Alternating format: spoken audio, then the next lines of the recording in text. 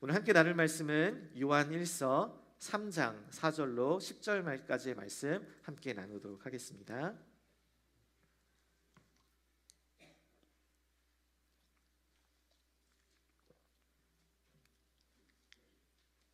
요한 1서 3장 4절로 10절까지의 말씀입니다. 신약성경 391페이지입니다. 다 찾으신 줄로 알고 제가 읽도록 하겠습니다. 죄를 짓는 자마다 불법을 행하나니 죄는 불법이라. 그가 우리 죄를 없애려고 나타나신 것을 너희가 아나니 그에게는 죄가 없느니라. 그 안에 거하는 자마다 범죄하지 아니하나니 범죄하는 자마다 그를 보지도 못하였고 그를 알지도 못하였느니라. 자녀들아, 아무도 너희를 미혹하지 못하게 하라. 의를 행하는 자는 그의 의로우심과 같이 의롭고 죄를 짓는 자는 마귀에게 속하나니 마귀는 처음부터 범죄함이라. 하나님의 아들이 나타나신 것은 마귀의 일을 멸하러 하심이라. 하나님께로부터 난 자마다 죄를 짓지 아니하나니 이는 하나님의 씨가 그의 속에 거하며 그도 범죄하지 못하는 것은 하나님께로부터 났음이라. 10절 말씀 같이 읽습니다. 이러므로 하나님의 자녀들과 마귀의 자녀들이 드러나나니 무릇 의를 행하는지 아니하는 자나 또는 그 형제를 사랑하지 아니하는 자는 하나님께 속하지 아니하니라. 아멘. 우리가 어린 자녀들에게 또는 아직 어떤 분야에 익숙하지 않은 초보자들에게 어떠한 개념을 효과적으로 설명하려면 대조를 사용하는 것이 매우 효과적입니다. 설명하려는 개념과 반대하는 것을 함께 제시함으로써 개념의 본질을 더 명확하게 이해할 수 있게 하는 것이죠. 예를 들어서 정직이란 진실을 말하는 것이다 라고 말할 수 있지만 또 거짓말을 하지 않는 것이라는 반대 개념을 이해하면 설명을 해주면 더 이해하기가 쉽습니다. 창의적이란 새로운 것을 생각해내는 것이다 라고 설명할 수 있지만 다른 것들을 그대로 따라하지 않는 것이라고 대조를 하면 창의성의 본질을 더 쉽게 이해할 수 있게 되는 것이죠. 이처럼 우리는 어떠한 개념을 설명할 때 먼저 그 개념을 무엇인지를 명확하게 직접 설명해주고 구체적으로 설명해주고 그 다음에 그 반대되는 것이 무엇인지를 보여줌으로써 그 개념의 의미를 보다 더 정확하게 또 효과적으로 이해할 수 있게 합니다. 사도 요한은 이 요한일서 3장에서 바로 이와 같은 방식으로 하나님은 사랑이시다라는 진리를 설명하고 있습니다. 지난주 본문에서 요한은 하나님과 사귐을 누리는 자들이 그 사랑 안에 거하는 삶이 무엇인지를 보여주었습니다. 사랑에 거하는 삶이란 하나님의 자녀됨을 확신하고 두 번째, 예수 그리스도와 같이 변화될 것을 소망하는 가운데 세 번째, 성령 안에서 변화되는 그 거룩한 삶을 살아가라라는 말씀이었습니다. 오늘 본문은 이와 대조적으로 하나님과 사귐을 가지지 않은 자들의 사귐이 없는 자들의 모습이 무엇인지를 보여주면서 사귐의 본질이 무엇인지를 보다 더 효과적으로 설명해 줍니다. 저는 오늘 본문의 말씀을 통하여서 세 가지 질문을 함께 나누고자 할 텐데 그 질문을 통해서 우리가 참된 하나님과의 사귐을 가지고 있는지를 살펴보고 그 사귐을 위해서 우리가 행하신 그 예수 그리스도의 사랑을 더욱더 깊이 이해하게 되기를 간절히 소망합니다. 첫 번째, 우리가 오늘 본문의 말씀 가운데 질문해 보아야 할 것은 우리가 하나님과의 관계를 시작한 후에도 계속 죄를 짓는가라는 것입니다. 우리 4절 말씀 한번 같이 읽도록 하겠습니다. 시작. 죄를 짓는 자마다 불법을 행하나니 죄는 불법이라. 이 죄라는 단어는 헬라어로 하마르티아라는 단어인데 이 단어는 원래 관역을 벗어나다라는 의미를 가지고 있습니다. 그러니까 죄를 짓는다는 것은 우리의 삶의 방향이 하나님이 아닌 다른 것으로 벗어나게 되는 것으로서 단순히 도덕적인 실패를 넘어서 그분의 뜻을 거스르는 대적하는 행위임을 보여줍니다. 즉 죄를 짓는다는 것은 하나님이 세우신 그 법을 어기는 불법적인 행위라는 것이에요. 하나님과의 사귐을 시작하여서 그분의 자녀가 되고 그분의 백성이 되었는데 계속 죄를 지으면서 불법적인 행동을 하는 것, 이것은 하나님과의 사귐을 가진 자의 모습이 아니라는 것입니다. 자, 그럼 여기서 우리는 궁금증이 들기 시작합니다. 나는 하나님과의 관계를 시작했고 나는 하나님의 자녀가 되었고 또 하나님의 백성이라고 생각했는데 나는 여전히 죄를 짓고 있는데, 그럼 나는 불법적인 행동을 하고 있으니까, 계속 죄를 짓고 있으니까 나는 하나님과의 사귐을 가진 것이 아닌가라는 질문이 드는 것이죠. 자, 우리는 예수님을 믿은 후에도 구원의 확신을 갖고 침례를 받고 또 교회를 다니기 시작해도 여전히 죄를 짓고 있다는 사실을 우리가 성경을 통해서도 배우지만 무엇보다 스스로 우린 경험적으로 알고 있습니다. 실제로 예수 믿은 후에도 계속 죄를 지으니까. 그래서 그 그리스도인이라고 할 때 우리가 죄를 짓냐 안 짓느냐 그것에 따라서 그 결정되는 것이 아닙니다. 여러분, 그런데 이 이야기를 오해하시면 안 돼요.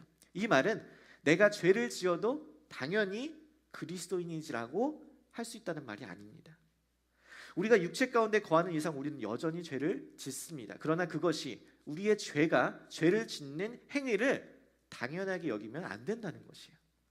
자, 6절과 9절 보면 그 안에 거하는 자마다 범죄하지 아니하나니라고 이야기하고 9절에도 보면 하나님께 난 자마다 죄를 짓지 아니하나니라고 이야기합니다. 나는 여전히 죄를 짓고 있는데 범죄하지 아니한다고? 이 구절을 어떻게 이해할 것인가 우리는 질문을 가져야 하는 것이에요. 이에 대한 대답을 얻기 위해서 우리가 본문의 말씀을 자세히 살펴보자면 4절부터 10절까지 사용된 범죄함, 죄라는 단어는 영어로 practice of sinning, 죄에 대한 연습, 또 반복, 행동들을 이야기하고 keep on sinning, 죄를 유지하는 것이라는 의미로 사용되었습니다. 그러니까 지금 여기서 사도 요한이 이야기하는 범죄함, 이 죄라는 것은 지속적인 죄, 반복적인 죄, 습관적인 죄를 이야기하는 것입니다. 죄를 죄로 인식하지 못하고 그럴 수 있다라고 당연하게 여기기 때문에 계속해서 반복해서 죄는 짓는 그 습관적인 죄를 이야기하는 것이에요. 그래서 6절에 보면 후반부에 이러한 자들은 하나님을 보지도 못하고 그를 알지도 못하였느니라 라고 이야기합니다. 그들이 아무리 나는 하나님을 만났어, 나는 하나님이 누군지 알아 라고 말을 해도 그 반복적인 죄악으로 인하여서 하나님께서 그 관계를 거부하시는 거예요. 그 사귐을 인정하지 않으시는 거예요. 이 이야기는 우리들의 삶에도 동일하게 적용됩니다. 나 교회 가서 예배 드려, 나 하나님 믿어, 나 하나님 누군지 알아, 나 하나님 만났어, 난 성경 공부하면서 어떤 하나님인지 나는 알고 있어, 이렇게 말을 해도 우리가 삶에서 하나님의 법에 어긋나는, 하나님의 방향에 어긋나는, 하나님이 싫어하시는 그 죄악된 행동을 계속적으로 반복적으로 한다면, 고집한다면 하나님은 난 너를 알지 못한다, 나는 너와 어떠한 사귐도 가지고 있지 않다, 너는 나와 어떠한 관계도 아니다라고 이야기하시는 거예요. 최근에 미국의 마약성 진통제 펜타닐로 인하여서 큰 사회적인 문제가 되고 있다는 것을 본 적이 있습니다. 많은 사람들이 이 마약을 판매하고 복용해서 길거리에 좀비처럼 몸을 못 가누는 사람들이 거리에 수두룩한 거예요. 근데 이게 무서운 게 뭐냐면 값이 싸고 구매하기가 쉬운데 중독성이 너무 강해서 한번 그것을 복용하면 그것을 복용하지 않고는 견딜 수가 없다는 거예요. 마약에 의존하지 않고는 삶을 유지할 수 없다는 것이죠. 틴 챌린지의 설립자 데이비드 윌컨스는 이 아이들로부터 마약에 있어서 심리적 의존이 얼마나 무서운지 이 이야기를 아이들로부터, 마약에 들었던, 복용을 했던 아이들로부터 들었다고 해요. 그 이야기가 이렇게 합니다. 목사님, 마약에 중독되면 없애야 하는 습관이 두 개가 있어요. 하나는 신체적인 습관이고 또 하나는 정신적인 습관이에요. 하나는 이 신체적인 습관은 별 문제가 안 돼요. 3일 동안 끔찍한 지옥 생활을 버티고 다음 한 달간 훨씬 덜한 고통을 이겨내면 됩니다. 자유니까요. 그런데 목사님, 정신적인 습관은요 정말 무서워요. 마음속에 무언가가 마약을 다시 할 수밖에 없게 만들거든요. 무시무시한 누군가가 계속 속삭여요. 우리는 그 목소리의 주인공한테 이름까지 붙여주었습니다. 등 뒤에 탄 원숭이라든지 혈관 속의 악마라고요. 여러분, 우리의 죄가 이와 같습니다. 중독성이 있어요. 우리를 죄의 노예로 만들어서 우리를 칭칭 올가매고 포박합니다. 빠져나오려고 힘을 쓰면 쓸수록 그 수갑이 더욱더 나를 쪼아내는 것처럼 인간의 노력과 힘으로는 그것을 벗어날 수 없는 거예요. 여러분, 이 죄의 늪에서, 죄의 노예로부터 벗어날 수 있는 길은 오직 하나입니다. 우리를 죄에서 구원하시기 위해 오신 예수 그리스도인 줄 믿습니다. 3절 5절 말씀 보세요. 그가 우리 죄를 없애려고 나타나신 것을 너희가 아나니 그에게는 죄가 없느니라. 믿으세요? 예수님께서 우리의 죄를 대신 지시고 우리의 모든 죄를 없애주셨다는 거예요. 아담의 후손으로 태어난 모든 인류는 죄악 가운데 출생하여서 다 죄인입니다. 그래서 다른 어떤 사람이 우리의 죄를 용서할 수 없어요. 오직 예수 그리스도, 죄가 없으신 예수 그리스도만이 가능한 일이에요. 우리는 모두 똑같은 다 죄인이니까 서로가 서로의 죄를 용서할 수 없다라는 거예요. 그런데 예수님은 하나님이시기 때문에, 예수님은 죄가 없으시기 때문에 오직 예수님만이 우리의 죄를 용서하실 수 있으시고 그 죄를 없애기 위해서 이 땅에 오셨다는 사실입니다. 그 예수로 인하여서, 그 예수님의 십자가의 보혈로 인하여서 우리가 하나님과 사귐을 갖게 되었는데, 이제 나는 나의 주인은 예수님이다 라고 고백하게 되었는데 다시 그 죄악을 범한다, 다시 그 죄에 중독되어서 죄의 노예로 살아간다, 그것은 나의 삶의 주인이 예수님이 아니라는 거예요. 나의 삶의 주인이 예수가 아니고 나는 예수 안에서 자유함을 누리기보다 나는 죄 안에, 죄악 가운데 거하는 것을 더 좋아한다라는 말입니다. 여러분, 그래서 여러분이 정말 하나님과 참된 사귐을 가지고 있다, 그래서 내 안에, 내 삶에 정말 그렇다면, 예수님이 내 삶의 주인이라면 계속적이고 반복적이고 습관적인 죄가 내 안에 있는지를 살펴보면 되는 것이에요. 저는 저와 여러분이 죄의 노예로 살아가는 것이 아니라 저와 여러분을 이 죄에서 구원하여 주신 그 예수 그리스도를 삶의 주인으로 모시고 살아가게 되기를 간절히 소망합니다. 우리가 하나님과의 참된 사귐을 가지고 있는지를 확인할 수 있는 방법이, 첫 번째로 내가 반복적인 죄를 짓고 있는가라는 그 질문이라면, 두 번째로는 우리가 그 죄와 싸우고 있는가라는 것입니다. 7절 8절 말씀해 보니까, 자녀들아 아무도 너희를 미혹하지 못하게 하라. 의를 행하는 자는 그의 의로우심과 같이 의롭고 죄를 짓는 자는 마귀에게 속하나니 마귀는 처음부터 범죄함이라. 하나님의 아들이 나타나신 것은 마귀의 일을 멸하려 하심이라 라고 이야기합니다. 지금 사도 요한이 이 편지를 쓴 당시에는 거짓 교사들, 즉 영지주의라는 사상에 영향을 받은 많은 적 그리스도들이 교회 안팎에서 활동하고 있었습니다. 그들은 영과 육을 철저하게 분리하여서 인간의 행위를 정당화하고 합리화시켰어요. 영은 본래 선한데 나의 육체는 본래 악하다, 이원론적인 나눠지는 그러한 가르침을 가르쳤던 것이에요. 그래서 죄를 짓는 것은 우리가 육체에 속하였기 때문에 어쩔 수 없다, 필연적이다 라고 이야기를 하고, 내 영은 그 죄와 아무 상관이 없다라는 것이에요. 즉 죄를 짓는 것은 나의 육체가 짓는 것이고, 참된 나의 영혼은 하나님과 신령한 교제를 나누면서 아무 문제가 없다라고 주장하면서 죄를 정당화하고 심각하게 여기지 않았습니다. 그러니까 이러한 사상은 죄에 대한 책임을 회피하면서 신자의, 그리스도인의 영적인, 도덕적인 성장을 자해하는, 방해하는 방종으로 여겨졌어요. 그래서 지금 사도 요한은 이에 대해서 단호하게 견고하는 것입니다. 너희는 그러한 것들에 미혹되지 마라. 그러한 가르침에 너희들 자신이 미혹되지 못하게 하라라고 이야기하는 것입니다. 너희가 만약 죄와 싸우지 않고 죄를 계속적으로 반복하거나 정당화한다면, 그러면 너희는 마귀에게 속한 것이다. 이는 아직 죄의 본질에서 벗어나지 못한 것이다 라고 이야기하는 것입니다. 너희가 진정으로 신자가 되었다면, 하나님과 정말 친밀한 사귐을 나눈 자라면 죄와 싸워야 한다. 그것이 신자의 정체성이다. 그것이 바로 그리스도인의 삶이다 라고 이야기하는 것이요. 그래서 8절 후반부에 그리스도께서 오신 목적을 사도 요한이 뭐라고 이야기해요? 마귀의 일을 뭐하러 왔다고요? 멸하러 오셨다는 거예요. 멸하러. 죄와의 싸움은 단순히 신자의 책임일 뿐만 아니라 그리스도의 구속사역과도 연결되어 있습니다. 그래서 신자가 나는 힘드니까 그냥 안 싸우고 그냥 좋은 게 좋은 거예요, 그냥 그렇게 살래요, 이렇게 할 수가 없다는 거예요. 예수님께서는 죄와 싸우려 마귀와 멸하러 오셨기 때문에 예수님께서 그렇게 예수님의 제자로 살기로 결단한 우리들도 그분께서 그렇게 하시는데 우리는 어떻게 그렇지 않게 살 수가 있다는 거예요. 그냥 우리는 싸우지 않고 살 수가 없다라는 거예요. 단순히 죄를 피하거나 행동을 넘어서, 그런 걸 바꾸는 것을 넘어서 죄와 그 죄의 뿌리와 그 본질적인 그것들을 싸우는 삶, 그것이 바로 신자의 삶이라는 거예요. 이것은 사도 요한만의 주장이 아닙니다. 사도 바울도 로마서 8장 13절에 이렇게 이야기합니다. 우리 같이 큰 소리로 읽겠습니다. 시작. 너희가 육신대로 살면 반드시 죽을 것이로되 영으로서 몸의 행실을 죽이면 살리니. 아멘. 우리 안에 내재하는 죄를 죽이는 것이 참된 신자 그리스도인의 필수적인 부분이라는 거예요. 청교도의 황태자라고 불리는 이 존 오웬도 바로 이 구절을 가지고 로마서 8장 13절을 가지고 죄 죽임이라는 책 Mortification of Sin이라는 죄에서 동일하게 이야기합니다.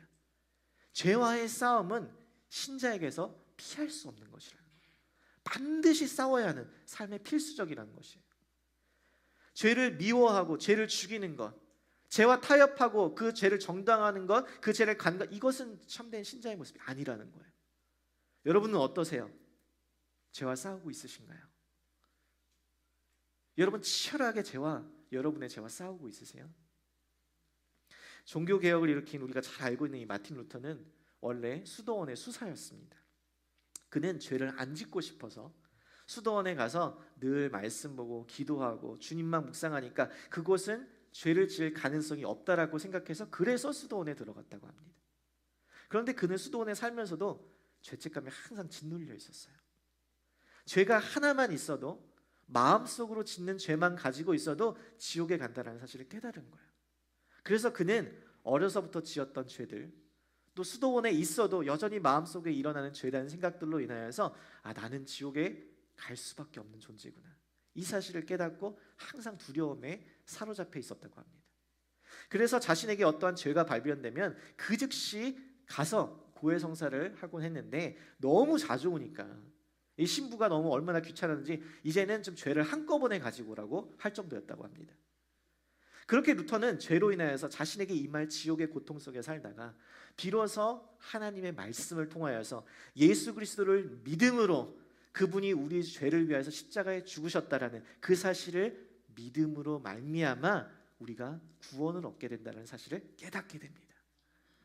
자신의 힘으로는 아무리 해도 그 죄에서 벗어날 수 없는데 그 십자가에서 이루어진 그 예수 그리스도의 복음으로 인하여서 그는 구원의 감격을 누릴 수 있게 된 거예요. 여러분, 죄와 싸우고 내재하는 죄를 죽이는 삶은 우리의 힘과 노력으로 되지 않습니다. 오직 그리스도의 십자가의 부활의 능력으로, 우리 안에 거하시는 성령의 능력으로 가능한 일임을 믿으시기를 바랍니다. 우리는 대충 적당히 죄를 짓고 좀 적당히 타협하고 또 좀 싸울 수도 있고 좀 미워할 수도 있고 좀 그럴 수도 있지. 아니 어차피 예수님 믿고 다 용서해 주는데, 예수님 믿기만 하면 구원받는데 뭐 한꺼번에 회개하지 뭐, 이렇게 생각할 수 있다는 거예요. 그런데 루터에게는 말도 안 되는 소리였어요. 우리는 우리의 죄로 인해 지옥에 갈 수밖에 없는 사람인데 예수님께서 십자가에 못 박혀 피 흘려 죽으심으로 그 끔찍한 고통과 아픔을 당하시고 우리의 모든 죄를 다 담당하셔서 그래서 우리가 구원을 받게 되었는데 그 죄를 거부하지 않는다? 그 죄를 멀리하지 않는다? 그 죄를 미워하지 않는다? 말이 안 되는 얘기인 거예요. 여러분, 참된 그리스도인들은 우리 안에 내재하는 죄를 죽이기 위해 치열하게 싸우는 자들입니다. 그 죄가 나를 다스리지 않도록, 그 죄가 나를 주님과의 사귐으로부터 멀어지지 않도록 끊임없이 싸우는 자들이에요. 신자는 여러분 이 땅에서 평생 이 죄와 끊임없이 싸워야 함을 믿으시기를 바랍니다. 이 사실을 깨달아야 돼요. 그래서 때로는 이 싸움이 너무 힘들고 지칠 때가 있죠. 당연히. 그런데 우리가 그 가운데 붙잡아야 할 사실은 이 싸움의 끝에 승리가 있음을 믿으시기를 바랍니다. 이것이 얼마나 큰 위로가 되는지 몰라요. 지치고 힘들고 포기하고 싶을 때에도, 내가 언제까지 이 죄와 계속 싸워야 하는가 힘들 때에도 승리가 보장되어 있으니까. 죄와 사망의 권세를 깨트리시고 부활하신 예수 그리스도의 승리가 그 예수 그리스도를 믿는 모든 자들에게 있으니까 우리는 그 길만 따라가면 되는 줄 믿습니다. 저는 사랑하는 우리 성도님들이 이미 승리하신 예수 그리스도만을 바라보고 승리의 확신 가운데 예수님과 친밀한 사귐을 누리시게 되기를 간절히 소망합니다. 세 번째, 사귐의 본질에 대한 질문은 우리가 누구에게 속하였는가입니다. 9절 10절 말씀 보겠습니다. 하나님께로부터 난 자마다 죄를 짓지 아니하나니 이는 하나님의 씨가 그의 속에 거함이요 그도 범죄하지 못하는 것은 하나님께로부터 났습니다. 이러므로 하나님의 자녀들과 마귀의 자녀들이 드러나나니 무릇 의를 행하지 아니하는 자나 또는 그 형제를 사랑하지 아니하는 자는 하나님께 속하지 아니하니라. 아멘. 자, 여러분, 우리가 지금까지 살펴본 두 가지 질문, 죄를 반복적으로 짓고 있는가, 또한 죄와 싸우고 있는가? 이 두 질문이 왜 중요하냐면 이 질문을 통해서 우리가 누구에게 속하였는지를 알 수 있기 때문에 그렇습니다. 사도 요한이 이 죄에 대해서 계속적으로 다루는 이유는 이 죄에 대한 태도가, 이 죄에 대한 우리의 반응이 우리의 정체성을 확실하게 해주기 때문에 그래요. 그 사귐의 참됨을 증명하기 때문에 그렇습니다. 죄를 짓는다? 그러면 그 자는 하나님을 알지도 보지도 못하는 자예요. 죄를 계속 반복적으로 짓는다? 그것은 지금 사도 요한은 습관적인 죄의 근원을 사탄 마귀로 보았기 때문에 죄와 싸우지도 않고 습관적으로 계속 죄를 짓는다. 그것은 그 자가 마귀에게 속한 것이다라고 단호하게 이야기하는 거예요. 지금 사도 요한은 하나님과 진정한 사귐을 가진 자, 그 하나님께 속한 자가 어떠한 사람인가를 분명하게 설명하기 위해서 그 반대로 죄와 타협하는 자, 그 습관적으로 죄를 짓는 자, 그 자가 바로 마귀에게 속한 자라고 반대적으로 대조적으로 이야기하면서 진짜 하나님께 속한 자, 진짜 하나님과 참된 사귐을 가진 자는 바로 이러한 자다라고 이야기하는 거예요. 그 이야기가 뭐예요? 어떤 삶을 산대요? 죄와 단절된 삶. 하나님께로부터 난 자마다 죄를 짓지 아니하나니라고 이야기해요. 하나님께로부터 난 자, 구원받아서 새롭게 거듭난 자, 태어난 자, 이 자는 하나님께로부터 다시 태어났기 때문에 죄를 반복적으로 습관적으로 짓지 않는다는 거예요. 여러분, 거듭난다는 것은 죄의 노예로 나의 육신의 욕망에 따라 살던 그 지난날의 삶에서 돌이켜서 회개하여서 이제는 예수 그리스도를 나의 주인으로 삼고 다시 새롭게 태어났다는 것을 의미하기 때문에 진정으로 거듭난 자는 전에 즐기던 그 죄를 더 이상 즐거워하지 않습니다. 더 이상 좋아하지 않아요. 그리고 하나님의 그 거룩함을 닮아가고자 하는 그러한 열망이 내 안에 샘솟게 됩니다. 내가 사랑하는 주님을 더욱더 닮아가고자 하는 그런 마음이 내 안에 생기는 거예요. 그런데 내가 여전히 죄를 더 즐거워하고 이러한 열망이 생기지 않는다? 그러면 아직 나는 하나님과의 참된 사귐을 누리지 않는다는 것이에요. 참된 그리스도인들은 죄를 짓기를 거부합니다. 죄와 단절된 삶을 추구하는 것이에요. 왜요? 9절 중반에 이는 하나님의 뭐가? 씨가 그의 속에 거하기 때문에. 씨앗이 그 안에 거한대요. 여러분, 여기서 하나님의 씨라는 것은 그분의 영인 성령, 그분의 말씀, 그분의 성품, 다양하게 해석될 수 있는데 다 맞습니다. 하나님께로부터 태어나면, 그분으로부터 나면 하나님의 자녀됨을 증명할 수 있는 그분의 DNA가 우리 안에 있는 거예요. 그분의 DNA가 뭐예요? 그분의 거룩하신 성품, 그분의 말씀, 그분의 지혜, 그분의 거룩함이 우리 안에 거하게 된다는 것이죠. 이 거룩이라는 그분의 DNA가 우리 안에 있으니까 더러운 죄와 함께 공존할 수가 없는 거예요. 우리의 마음 가운데, 우리의 삶 가운데. 그래서 죄에 대한 반응과 태도는 우리가 하나님께 속하였는지 아니하였는지, 마귀에게 속하였는지를 분명하게 드러내는 것입니다. 아이들이 새롭게 학교에 들어가서 얼마 안 되었을 때 학교에 갔다 왔는데 숙제 노트를 딱 피니까 워닝 노티스를 받아온 거예요. 그래서 학교에서 무슨 문제를 일으켰나라고 봤더니 학교 유니폼 팔러시를 지키지 않았다는 거죠. 학교에 올 때는 그 학교 팔러시가 이제 어떤 특정한 어떤 색깔의 옷을 입어야 되고, 카라가 있는 셔츠에 또 이제 바지에 벨트가 항상 고리가 있어야 하고 여러 가지 의상 규칙이 있는데, 그날 제 딸아이가 양말을 레이스가 달린 너무 화려하고 예쁜 거를 신고 간 거예요. 그래서 학교에서는 다음부터 이제 주의하라고 연락이 온 것이죠, 노티스가. 자, 여러분, 여기서 우리는 두 가지 반응을 가질 수 있습니다. 하나는 학교의 규칙을 잘 따라서 다음부터는 레이스가 달린 양말을 신지 않는 거예요. 또 하나는 레이스가 달린 양말은 포기할 수 없다. 이건 나의 패션의 자존심이다. 나는 계속 신고 다니겠다. 그럴 수 있죠. 근데 그러면 어떻게 돼요? 학교의 학생으로서 학교의 규칙을 따르지 않는 것이기 때문에 그 학교의 학생으로서 더 이상 소속감을 가질 수 없게 되는 것입니다. 소속될 수 있는 상황이 안 되는 거예요.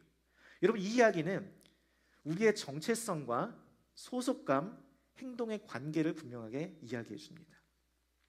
우리가 어떤 공동체나 그룹에 속한다고 할 때 그 공동체의 규칙과 가치에 어긋나는 행동을 한다면 여러분, 결국 그 공동체에 그는 속하지 않은 것입니다.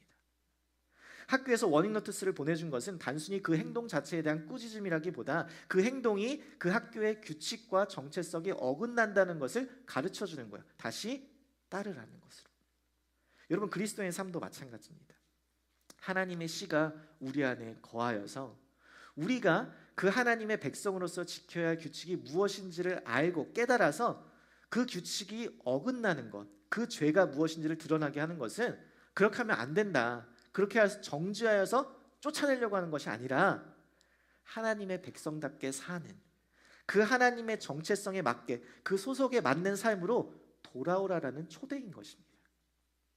하나님의 백성답게 그 정체성과 소속에 맞는 삶이 뭐예요? 10절 후반부에 의를 행하는 것이래요. 형제를 사랑하는 것이래요. 이 행동으로 인하여서 우리가 마귀에게 속한 마귀의 자녀가 아니라 하나님께 속한 하나님의 자녀임을 드러낸다라는 것이에요. 사랑하는 성도 여러분, 여러분의 거룩한 삶을 통하여서, 의로운 삶을 통하여서, 형제를 사랑하는 그 삶을 통하여서 여러분이 누구에게 속하였는지를 분명하게 증명하게 되시기를 간절히 소망합니다.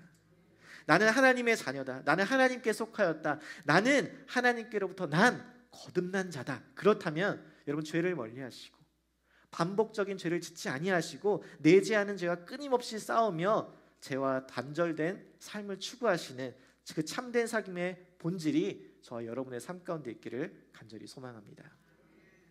말씀을 마무리하며 어떤 잡지에 이런 기사가 실렸는데 그거 제가 한번 좀 나눠드릴게요. 엘리나라는 78세 된 네덜란드 화란 출신의 할머니가 있었는데 그 할머니의 평생 소원은 담배를 끊는 것이었다고 합니다. 그래서 할머니는 50년간 이 담배를 끊기 위해서 클리닉도 가보고 약도 먹어보았지만 번번이 실패했다라고 해요. 여러분 담배를 끊는 게 얼마나 힘들어요. 제가 끊어본 경험이 있어서 이야기하는 것은 아닙니다. 최근에 세상을 떠난 이 배우 김수미 씨도 생전에 금연을 하고 싶은데 안 돼서 10년 넘게 고생을 하고 있는데 후배 배우 신현준 씨가 금연껌을 이제 한 통 사주더래요. 담배 끊으시라고. 그랬더니 이 김수미 씨가 15년 동안 금연껌을 씹고 있다고 턱이 아파 죽겠다고. 그만큼 금연을 하는 게 어렵다는 거죠. 근데 이 네덜란드 할머니도 할 수 있는 건 무슨 노력이라도 그냥 다 하면서 세월을 보내다 보니까 어느새 78세가 되었대요.